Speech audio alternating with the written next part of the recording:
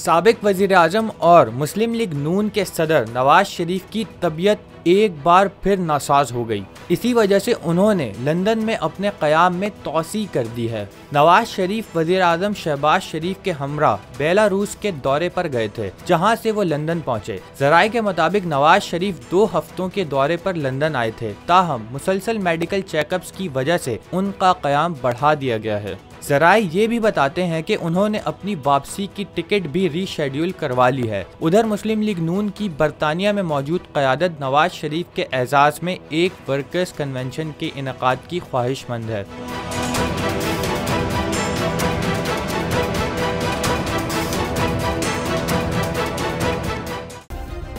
Subscribe करें और bell दबाएं ताकि कोई खबर रह न जाए।